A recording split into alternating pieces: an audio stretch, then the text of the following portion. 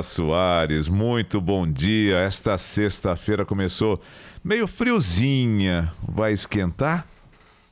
Oi, bom dia para vocês, bom dia para Bom todos. dia. Realmente, o dia começou frio hoje. A temperatura amanheceu perto de 15 graus aqui Uau! na capital paulista. Então foi realmente bem friozinho, ainda está em torno de 15, mas vai esquentar. Então esse é o destaque de hoje, né? Comparando com os últimos 2 dias que tivemos a passagem da frente fria, hoje já esquenta um pouquinho mais. Agora ainda tá o céu nublado, né? Mas a partir de 9h30, 10 horas, o sol já começa a aparecer, as temperaturas vão subindo e chegamos aos 25 graus aqui na capital paulista. E aí não tem previsão de chuva para tarde e para noite. A única região hoje que fica com tempo mais instável é o litoral. Então por lá ainda fica nublado e pode chover em alguns momentos do dia. E no final de semana, o que podemos esperar?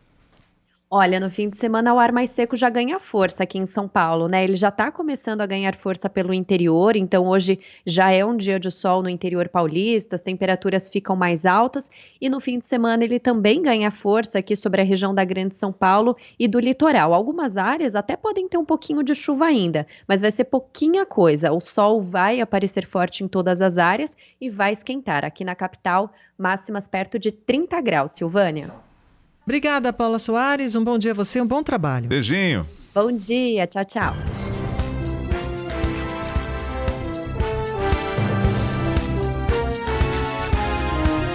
Termina aqui o Jornal Primeira Hora. Apresentação Nelson E Gomes. Silvânia Alves. Diretor responsável João Carlos Saad. Bom dia, Brasil. Bom dia.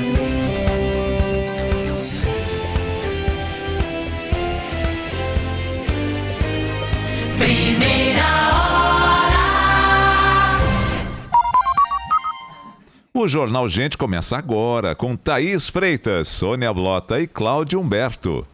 Rede Bandeirantes de Rádio. Esta é a Rádio Bandeirantes. Fechada com você. Fechada com a verdade. Jornal Bandeirantes. Agora, Jornal Gente.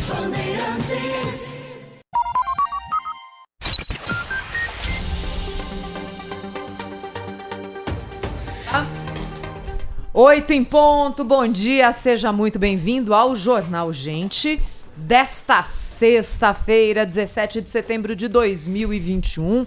Já dou aqui as boas-vindas aos nossos ouvintes, a Sônia Blota e ao Cláudio Humberto conosco aqui na bancada.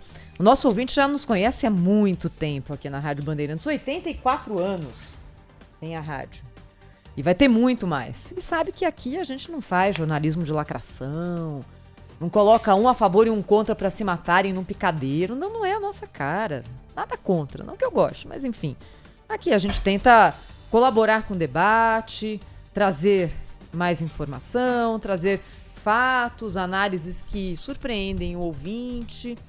E eu tô falando isso porque eu me sinto absolutamente à vontade hoje para começar aqui o jornal dizendo que foi muito irresponsável o que aconteceu ontem.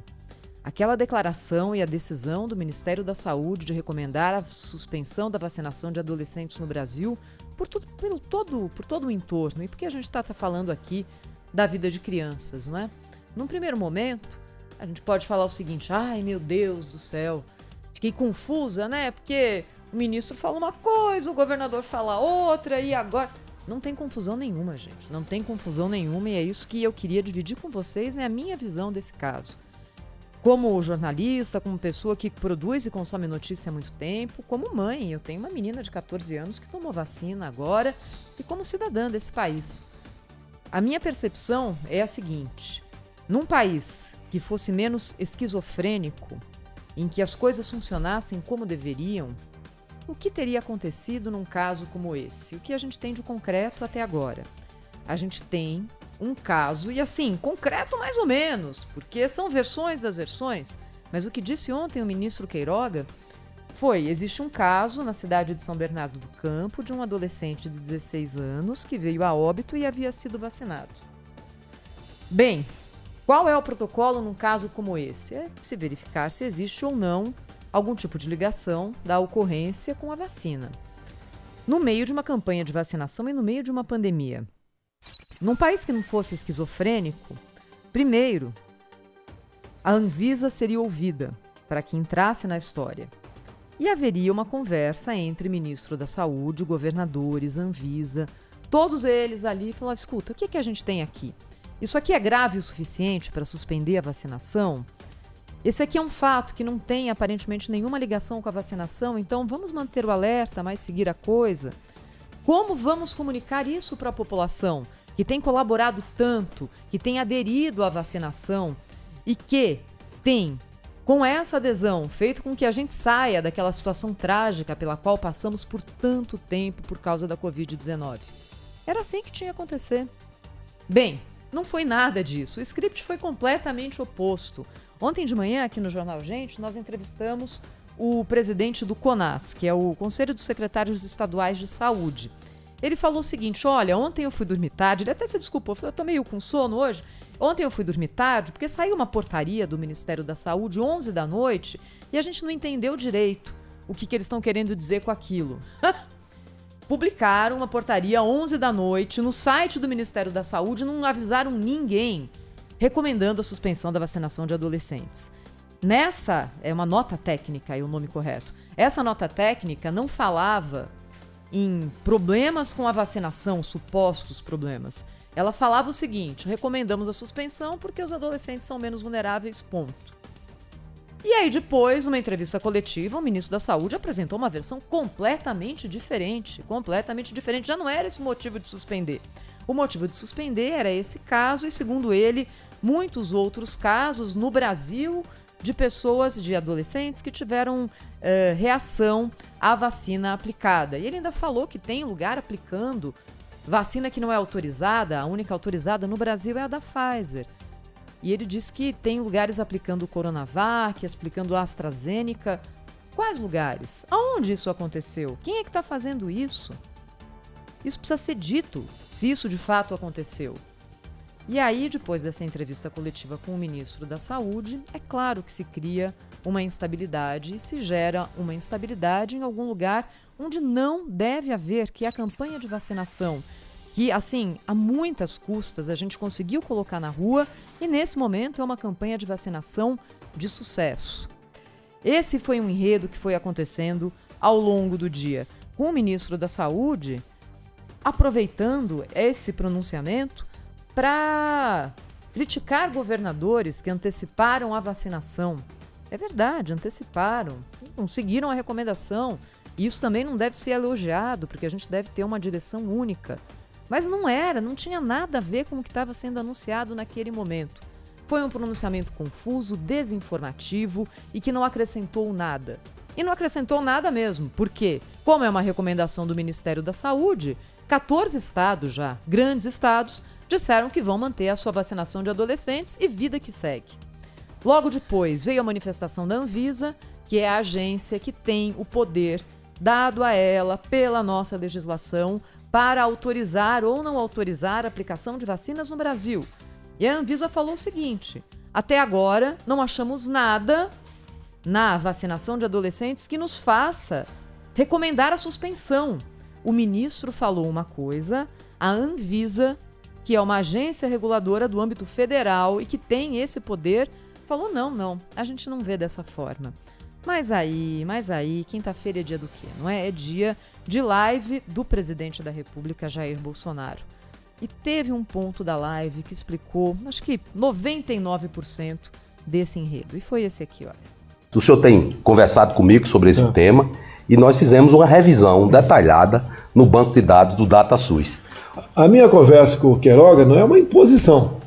Eu levo para ele o meu sentimento, o que eu leio, o que eu vejo, o que chega ao meu conhecimento. Eu levo a ele o meu sentimento. Ou seja, o presidente levou ao ministro um sentimento de que a vacinação de adolescentes não deveria acontecer e o ministro, que é médico, ele é médico, assinou embaixo. Ele assinou embaixo. A gente sabe que na forma de operação política do presidente Jair Bolsonaro, que rende a ele muitos bônus e rende a ele também uma camada muito grande da população, já foi bem maior, diga-se de passagem, como diria o craque Neto. Mas uma camada grande da população que o apoia e o segue, ele precisa de inimigos, não é? Ele precisa de inimigos, ele precisa se contrapor a alguém, a alguma coisa, a alguma ideia.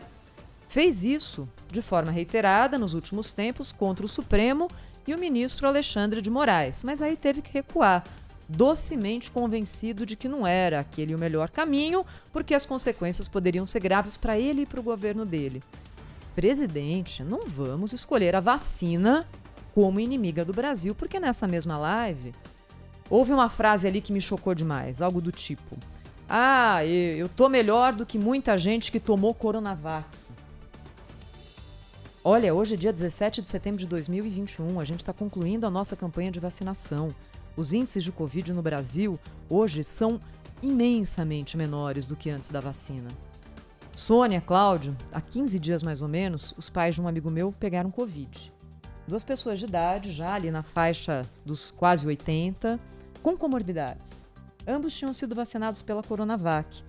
É claro que quando essa notícia chega, a família fica muito preocupada.